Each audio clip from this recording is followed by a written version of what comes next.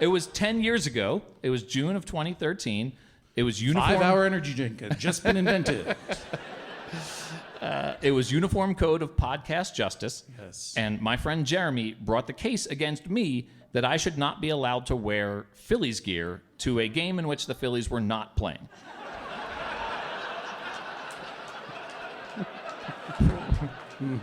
So I submitted as evidence a picture of us at Dodger Stadium in a game between the Dodgers and the Reds in 2009 wearing this, That outfit. including the Crocs. So what we're seeing here is a cotton, classic early 1980s style Philadelphia Philly, like a Mike Schmidt style Phillies hat. Got on one of the little star dot Phillies uniforms, like a Darren Dalton type uniform, and then Crocs, like a real jerk would wear.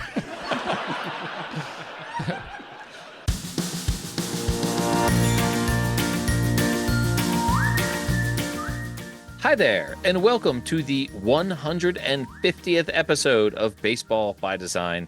I am SportsLogos.net minor league baseball correspondent Paul Caputo, broadcasting live, as always, from the Sunday Helmet Hall of Fame in my basement in Fort Collins, Colorado. Today, as you can guess, is going to be something of a special episode. Normally, I would feature one team on this episode and talk about where their logo and nickname comes from. Today, I'm going to be talking to kind of a personal podcast hero of mine. Jesse Thorn is someone who I have known about for well more than a decade. I know him best, and we'll get into this a little bit on the podcast, from the Judge John Hodgman podcast, which is from way back when, one of the very first podcasts I started listening to. If you don't know who John Hodgman is, he played the deranged millionaire on The Daily Show. He's the PC from the I'm a Mac, I'm a PC commercials. He has played bit parts on a lot of different TV shows out there. He was on Battlestar Galactica very, very briefly.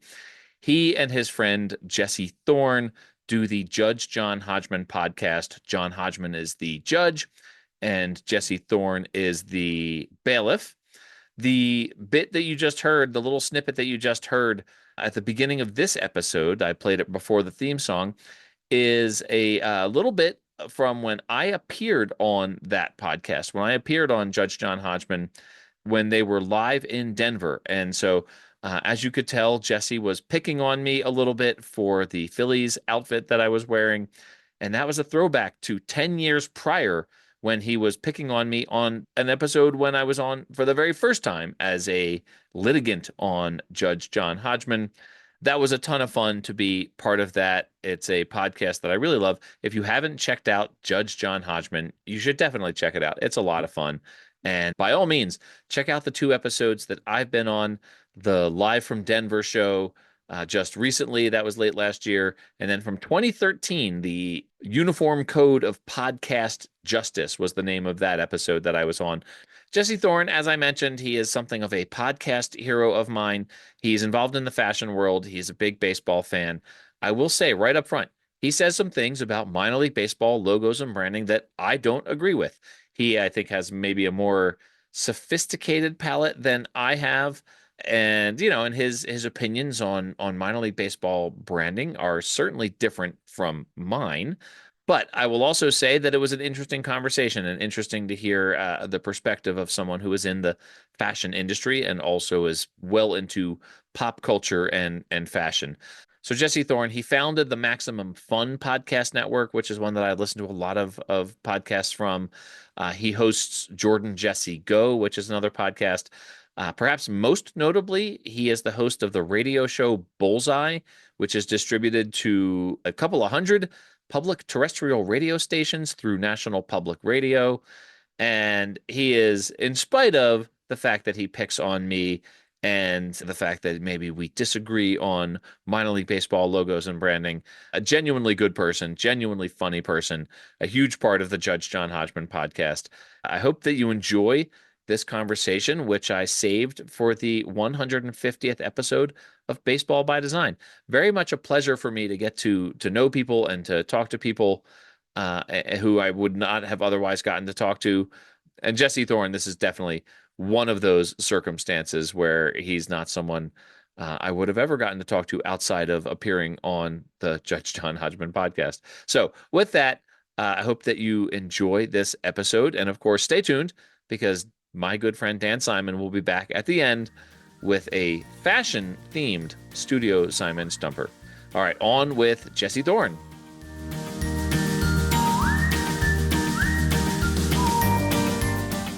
I am so pleased to welcome to Baseball by Design someone who I have been a fan of for well more than a decade. I know him best as Bailiff Jesse on the Judge John Hodgman podcast, which is absolutely one of my favorites.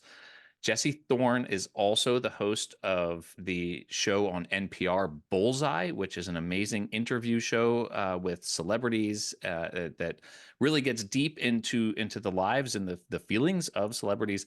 And also, and this is part of the reason Jesse is on this episode of Baseball by Design, the creator of the website and store Put This On, which deals heavily in men's fashion. And of course, Jesse Thorn is the creator of the Maximum Fun Podcast Network, which I'm a fan of many of the shows on that network. Jesse, that's a long introduction. How are you doing? Who knew that I even had so many fingers to be in all those pies? I'm thrilled to be here. Thank you for inviting me. You and I have spoken in person at least once and on Zoom another time, or actually, it wasn't even Zoom. I guess it was Skype back then. I have two appearances on the Judge John Hodgman podcast that were separated by about a decade. The first one was when my friend Jeremy took me to court for wearing Phillies gear to non-Phillies baseball games, and Like a dick.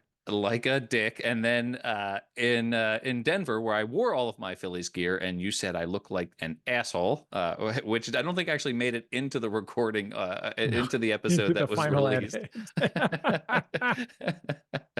But I mean, you wear head to toe Phillies gear specifically. That's basically an asshole costume. I think that that's probably a fair comment. Though at this very moment, I am not wearing a single Phillies thing. I am wearing a T-shirt from Uncle Bill's Pancake House in Ocean City, New Jersey. So that is that my gear right now. And all respect to you, Paul F. Tompkins, and all Phillies fans. Paul F. Tompkins clapped back at me at something when he was commenting on what was it, the word gauche? He was wearing a Phillies cap that was like it was like a leather or was a velour Phillies cap that was sort of not Phillies colors, and I commented on it, and he clapped back at me for commenting, and I felt terrible, like he thought I was coming at him in some way, which I would never do because I'm also a huge fan of Paul F. Tompkins. But Paul would feel, trust me. I know, I'm sure he would. He has a great first name. I like his first name very much. You are here right now because you represent an intersection that is appropriate for this podcast, an intersection of fashion and baseball. That's true. This is a podcast about minor league baseball logos and nicknames and the stories that they tell. It's a well-known fact that you are a San Francisco Giants fan. You speak often of that on the podcast. And in fact, I think the first time I was on the podcast was in 2009. So it was right before the Giants went on that 3 World Series titles out of 5 years. And so you certainly enjoyed a run of success. But when I reached out to you to be on this podcast, it was because I wanted to ask you about the affiliates of the San Francisco Giants. And so right now there are 4 affiliates of the San Francisco Giants, and they represent a pretty interesting cross-section of trends in minor league baseball branding. The Sacramento River Cats have a sort of very 2000s-ish, they've been around since 2001. They have a sort of generic geographic feature and generic animal logo.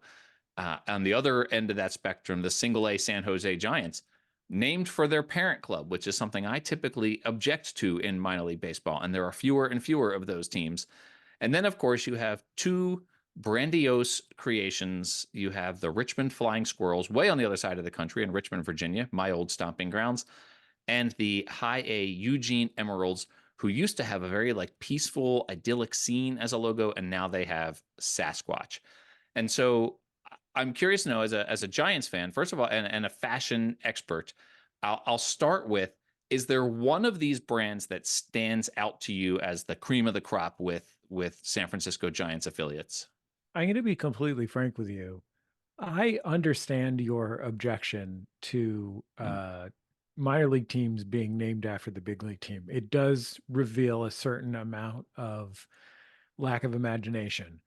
However, I will say that in my opinion, while it is one of the hardest uh, logo and uniform sets to wear as a civilian in real life, I think the Giants have one of the best looking on the field sets of outfits.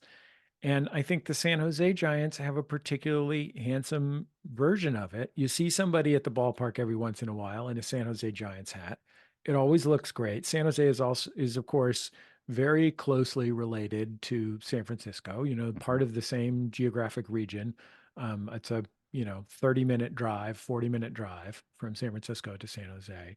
And like if the San Jose Giants were named the San Jose Semiconductors or whatever, like I don't think it would add anything to their brand. And frankly, they're the only one of these with a brand that I would be proud of. Well, you're touching on something here, which is the sort of escalation of silliness in minor league baseball. So, as a baseball fan and a fashion expert, is it something that you track? Do you notice the existence of the Montgomery biscuits and the New Orleans baby cakes and the Binghamton Rumble ponies, or is your fandom more at the major league level? Every time there's a new one of these, 1,000 people email it to me.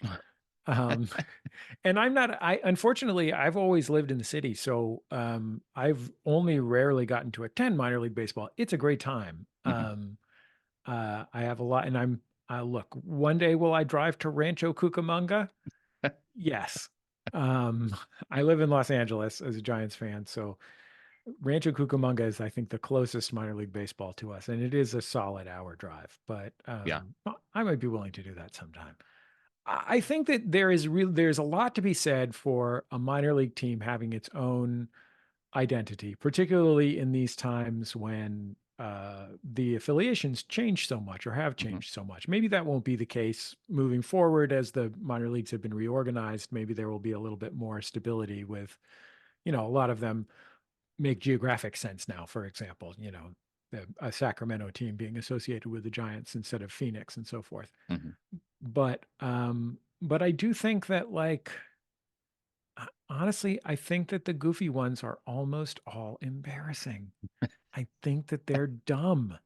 Like I am a professional humorist, and if they were actually cool or funny, if they were the Philly Fanatic, Mm. I'd be all for it. But generally speaking, I would much rather have them be genuinely associated with something that is actually important to the place and not be tangentially related and sillified. Like, I really don't think there needs to be an Iron Pigs. Like That's the they example could, I was going to bring up. like Steelers, I'm happy with. Mhm. Iron Pigs, I roll my eyes at. Mm. Okay. But I mean, far be it from me to stand in the way of people's fun. It is the entire premise of this podcast is to tell the stories, that these brands are telling, like the reason for the silliness behind them. So it's Well, let me interject here and sure. say the stories that Mm, these brands claim to be telling. okay. Like at a certain point, it's like these City Connect uniforms Yeah.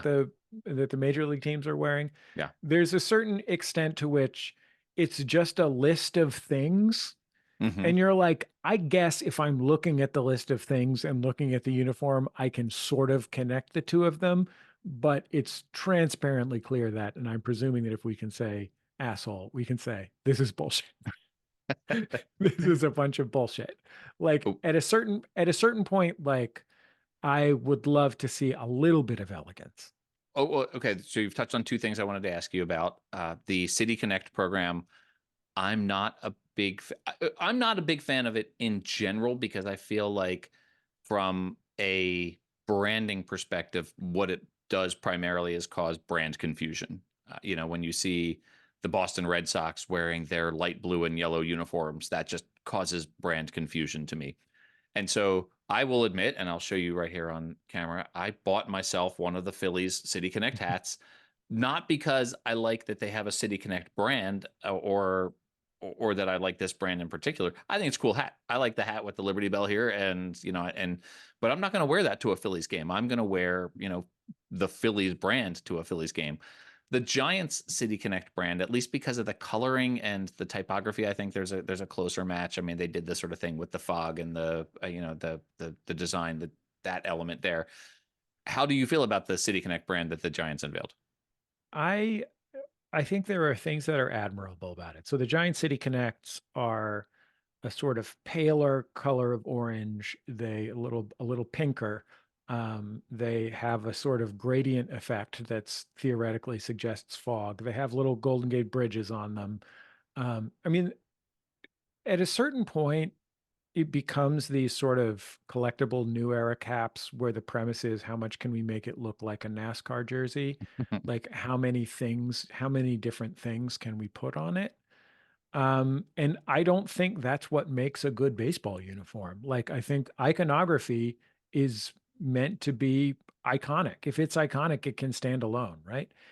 So, for example, with the Giants City Connect jerseys, the color is one of the advantages of the colors, and one of the reasons I'm sure they're doing okay selling them. You see the jerseys at the ballpark, is that it is an easier color to wear than straight up orange. Like Mhm.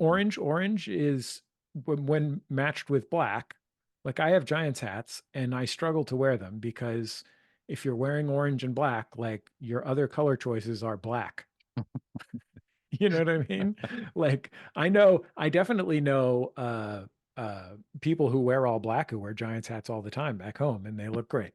Mhm. But it's a tough color combo to wear, whereas this sort of gentler orange is a lot easier with the sort of cream color Mhm. rather than the black grounding. That said, their justification for this is that it's an homage to the color international orange, which is famously the color that the Golden Gate Bridge is painted. Mhm. But this color is a color that's halfway in between international orange and Giants orange. Hmm. They didn't just make it Golden Gate Bridge colored, which would be a great idea. Right.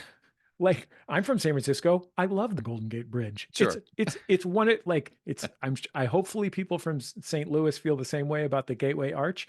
It's Mhm. one of those it's one of those landmarks that delivers. Every time I go over the Golden Gate Bridge, I get butterflies in my stomach because it's such a beautiful special thing. Yeah. And I love, man's power over God. define define his will as to where we should drive. Um, but like there are a lot, it is a pile of those kinds of three-quarters of the way there elements.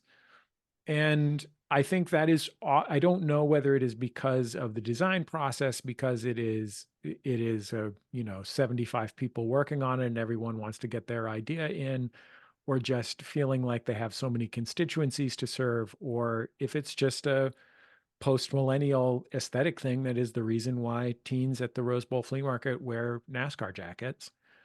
But it is not appealing to me. It is a bummer to me. And I wish I liked it better. I will say like the hat on its own uh is a is simple enough that and the color is easier to wear that I could imagine it. But like and I'm not even opposed to variant uniforms. I think it's fun generally. I'm not nuts about camouflage. You're not in No. the army. Right. Um, but other than that, I'm generally for it.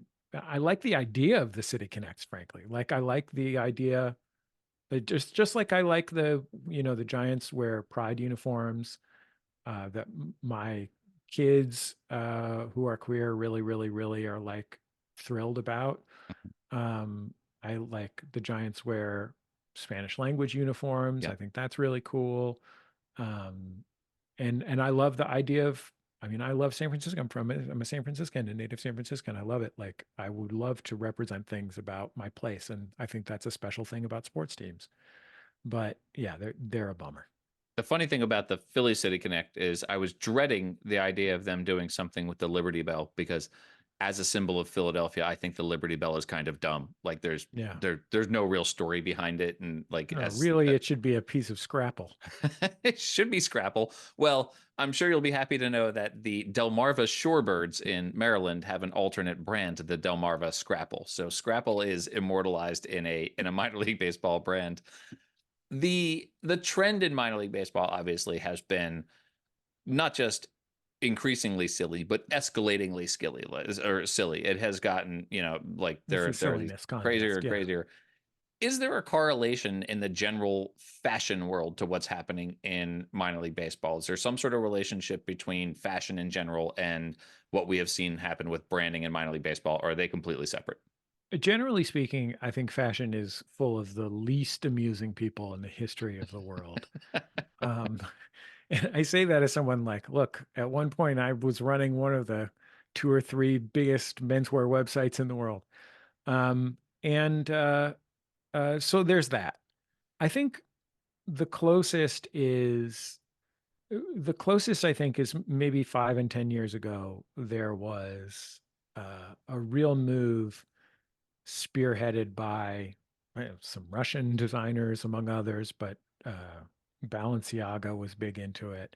This kind of like semi-ironic branding as a fashion element. Mhm. And it started with like things like uh, putting FedEx logos and colors on the runway, and then got into kind of $800 versions of Nike Air Pegasus, or $1,000 Skechers, basically. Mhm. These kind of semi-ironicized versions of relatively pedestrian stuff. And I think ultimately the problem is that like fashion people, when they're being cheeky, think they're being funny, but actually they're just being a total snooze. Yeah. And the other side of it is that when you're asking people to pay huge amounts of money for branding and you ironicize your branding, the irony does not land because people are just paying to have the thing be gaudy. You know what I Hmm. mean? Like the Hmm. gaudiness being ironic does not land when you're charging $10,000 for it. So I think that that is the closest thing. There was a kind of escalating arms race of who could make the grossest version of like platform sneakers with too much stuff going on them, with a sort of half a wink. But because fashion can barely manage half a wink, it it was kind of a bummer. But I mean, like the biggest thing about these sports logos and minor league logos particularly is they lean so hard into these cliches, and but the cliches themselves are not even like cliches for a reason type cliches. Like if everybody was just trying to make Cardinals logos, if everybody was just using baseball script across the front of their chest, Hmm. those are cliches, but those are cliches for a reason cliches. You could also call them classics. But like there's only so many like uh you know uh drop shadow outlined, you know bears with claws that you can put in purple and whatever. Well, this is, you're sort of touching on, when I look at the San Francisco Giants logos, you have you have like it feels 90s-ish to me, but it's actually from the 2000s. You have this like wildcat with claws, right? And so I grew up watching the Villanova Wildcats. My dad taught at Villanova University, and so like, the Villanova is like one of, I think, like 18 colleges or universities that have wildcats as a logo. But like that sort of like 90s, the 90s cliches are very different from what you're seeing now with like the Eugene Emeralds, who have a Sasquatch carrying a pine tree, or the Richmond Flying Squirrels, which is basically like we've turned a squirrel into a superhero and that's the mascot. So is it safe to say that your preference is more, if you had to choose one of those, discounting the San Jose Giants, if you had to choose one of those three, you would lean more towards like the classic, like Wildcat style River Cats logo, or is there something redeeming about I mean, the? I think the Eugene Emeralds is a really lovely team name. Mhm. Like, I think that is a very rarely lovely, unusual team name in baseball. I think that has been the team's nickname always. For a I long think time? that's Yeah. been the team's nickname since they, started in the 40s or 50s or Hmm. 60s. Hmm. And I think it's a really lovely name. I don't have a problem with there being a Sasquatch wandering around the ballpark. I don't know that they need a Sasquatch in the logo. Um, I think the thing about the River Cats is like the Sacramento River is a definitional feature of Hmm. Sacramento.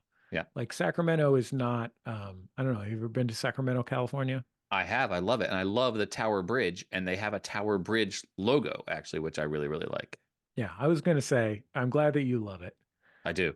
Um, it's it's an okay town. Um, But the and bridge is cool. and there, yeah, right. There are some distinguishing features. Obviously, there's the Capitol. It's the capital of Hmm. California. That's a big deal. Yeah. There's the bridge. There's the river. And a river cat is not even a real thing. That's not a Right. thing. Yes. Yeah. They We just figured we should throw cat at the end of it to make it to give it so that we can put claws in the logo. But well, and that was the minor league baseball trope for a long time, right? The geographic feature and any animal, that was your team name. And until they started getting away from that and going towards these hyper specific nicknames like the Iron Pigs, which tells the story of the pig iron that they forge in the steel mills of eastern Pennsylvania. See episode such and such of Baseball Yeah, by except Design. that it's pigs. It's not a real thing that actually it was just what they wanted to put pigs on things. I think in both occasions that you and I have spoken before and the Phillies have come up, you mentioned Steve Jeltz as like the sort of iconic anti-hero, I think, in baseball. I saw like a 30-minute YouTube about him being like statistically the worst baseball player ever to play and then Well, hitting, and then at least he was the prettiest baseball player he ever to play, certainly huh? was. He had 5 career home runs, and 2 of them came in one game, which is sort of an amazing statistic.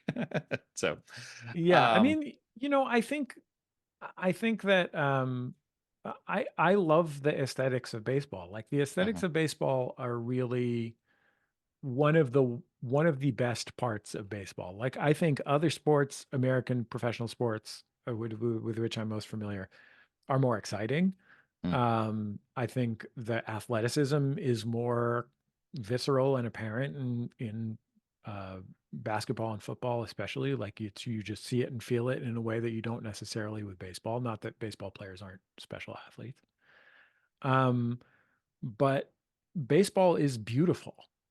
Um, and like there's a reason that Bart Giamatti's book was called "Take Time Out for Paradise," right? mhm. It Baseball is both a metaphorical and a physical representation of the kind of transit through green, through the year, and I like pretty uniforms. And one of the things I don't like is too much crap happening on them so that there's no elegance to it. So, as much as I hate the Yankees and the Dodgers, Mm. they're doing it right on the outfits front. You know what I mean? Well, the very last question I have for you, and then I'm going to let you go is, and I know this is a difficult question to answer for me anyway. If you were selecting a hat or a shirt or some sort of thing to wear from a Major League Baseball team, not based on your fandom, but based on the aesthetic, which would you choose? Oh, that's actually, I know you would say it's difficult. It's actually surprisingly easy for me. I mean, like for wearing for practical purposes, it would be a Yankees hat. Hmm. I mean, a Yankees hat is as easy, even like Alan Flusser, who's like one of the great menswear writers. He's famous for having designed the costumes or made the costumes anyway, for Wall Street in the 80s. But he recently wrote a big biography of Ralph Lauren. Like, he's a big Yankees hat defender. Now, he lives in New York. He might even be a Yankees fan, but I don't think he's a big sports fan. A Yankees hat, that color of navy is easy to wear with almost anything. It's navy and white. It's clean. It's really pretty. New York is something that means something to anyone around the world, even if they don't like baseball, as evidenced by how many Yankees hats you see elsewhere. But if I'm leaving aside just convenience, right? Like the question of how easy is it to wear? Uh, I have I to some extent collect, but also just wear a lot of hats from a now defunct or semi-defunct company called Cooperstown Ball Cap, Mhm. who handmade hats in New York for many, many years until they had licensing issues. Um, and they used to make every hat. They would make any hat you wanted. They made them one at a time. So it was like they had a catalog of basically every uniform that there was a picture of in professional baseball, And I have from them like a 50s, I don't remember what year it is. I'm not that kind of nerd, but a 50s Cardinals hat that has the birds on a bat logo. They only Yeah. wore that on a hat a little tiny bit. Mhm. And I just think that birds on a bat logo is just absolutely as good as it gets. Like just just a wonderful distillation, and I like red. Mm. I it's not the, again not the easiest thing, not the single easiest thing to wear, but I just I think that is like just a perfect just a perfect thing. It is a terrific logo. The erstwhile New Orleans Pelicans, the baseball team before it was a basketball team, they had a kind of version of that birds on a bat logo that is one of my all-time favorite, like just simple, classic, iconic baseball logos. Jesse, thank you so much for sticking around a few extra minutes. It's a sort of running gag on this podcast when I tell folks that I kept them longer than I meant to. I did keep you longer than I meant to, so I appreciate you sticking around. Maximum Fun, the podcast network, has so many great shows. It's at maximumfun.org. Jesse, I follow you. I'm mostly on what was formerly Twitter. I follow you there at Jesse Thorn. Is there, and the Put This On website is at putthison.com. Where should people go to follow you besides those things? I'm not active on Twitter anymore, but I'm still on Instagram pretty regularly at Jesse Thorn, very famous, and you can follow Put This on Instagram as well at put.this.on. And who knows, maybe I'll post. You kept me a little long, but I'm going to have to spend another 10 minutes looking at these pictures of Steve Jeltz. I'll 1989 Topps Big Steve Jeltz number 52 really captures the beauty and elegance of Steve Jeltz's face.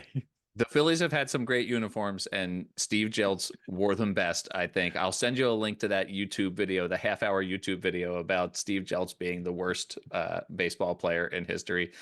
Jesse, I look forward to hearing you on the Judge John Hodgman podcast. And every time he mentions John Hodgman's quote about my ice cream helmets, which was that the difference between a hoarder and a collector is a display case, has become absolute lore among my friends. I have 480 of those ice cream helmets at home right now. I brought you one from the Columbia Fireflies in Denver, so I assume that's Yep. on your. I don't see it behind you there. I assume it's on a mantle I somewhere. keep that in my safety deposit box. Jesse, thank you so much. This has been a real thrill to get to speak to you. Thank you. Thank you for the invitation.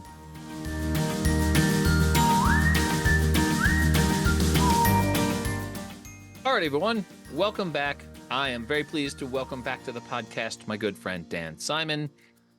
Dan, good morning. Hello, how are you doing?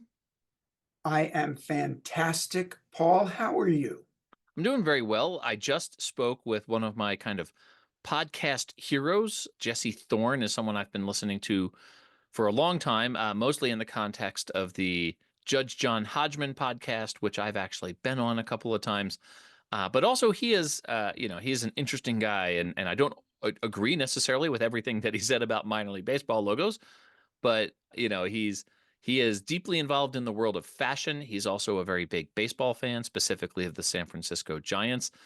And so it was interesting to sort of pick his brain on the notion of, like minor league baseball as fashion, and, sort of expanded a little bit into the larger baseball world as fashion.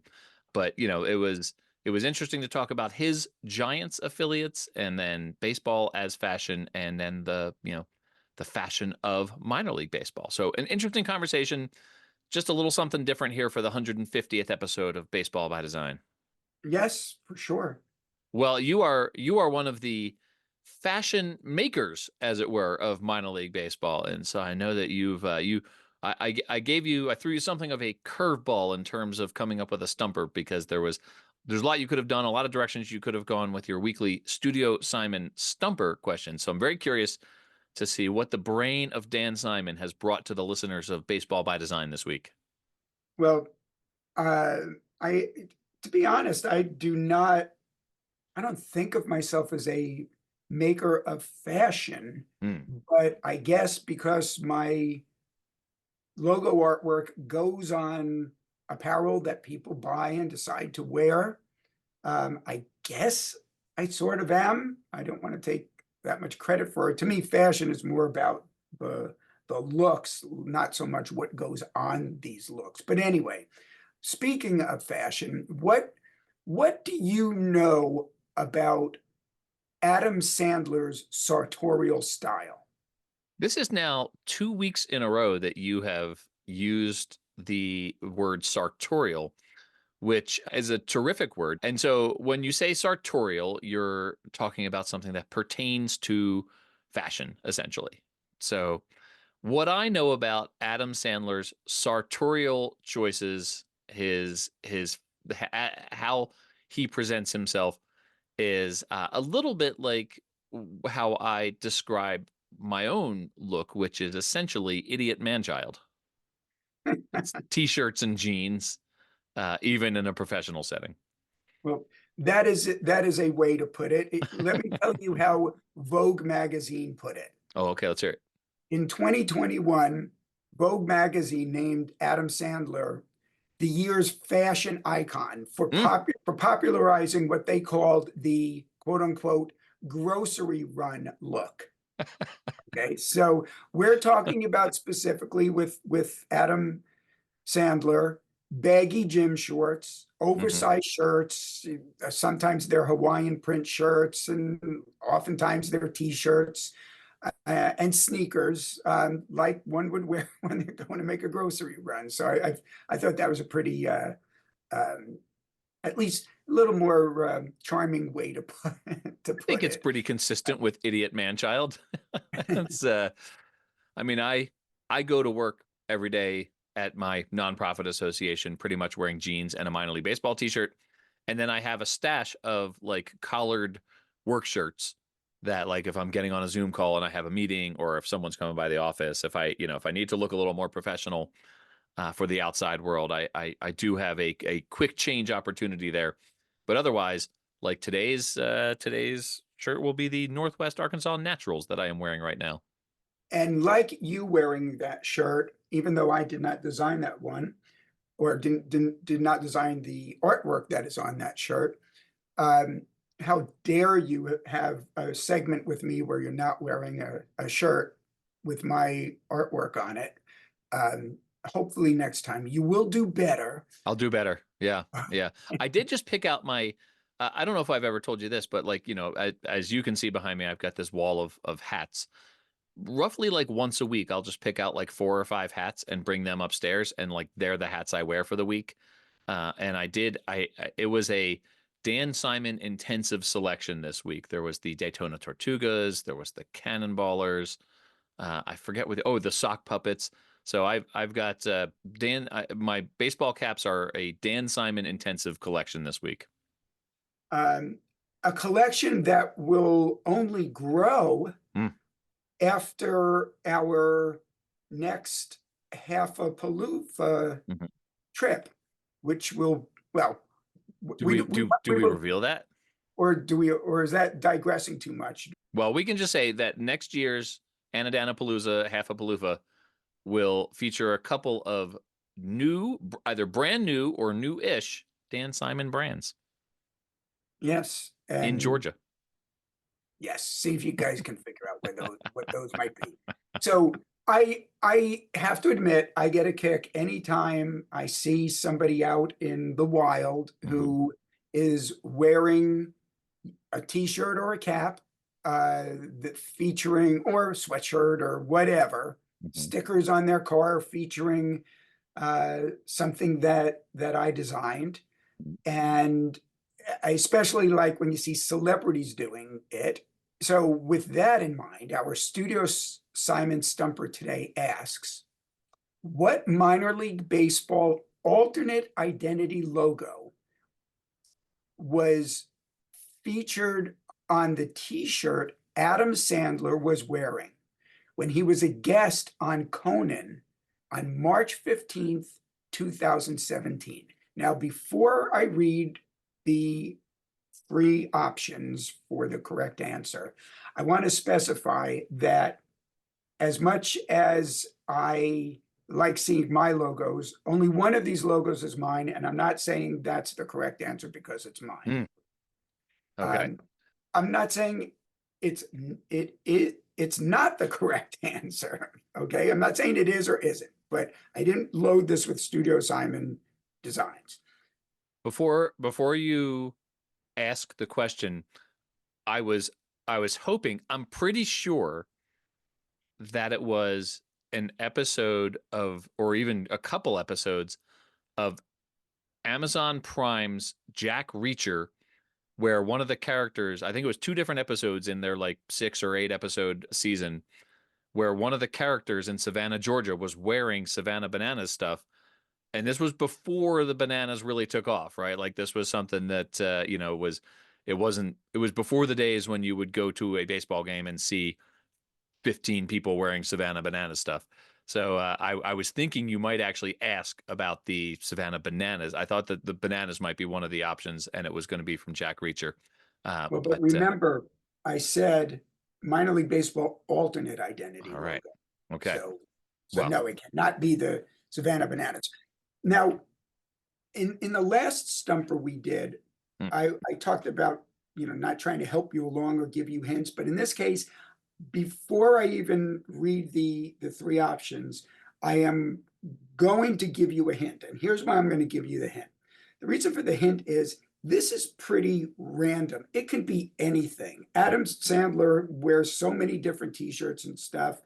Um, he's a big sports fan, and he's repping minor league teams, major league teams, other places. Doesn't even have to be sports related, but it could really be anything, which doesn't really give you the opportunity to suss this out. So here is the hint I'm going to give you, and then I'm going to read what the options are. Okay, the hint okay. is the logo on this t-shirt he was wearing was that of a team from the city in which Adam Sandler did the majority of his growing up.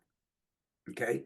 Okay. Now, when I talk about the majority of his growing up, I was born in the Bronx in New York Mhm. City.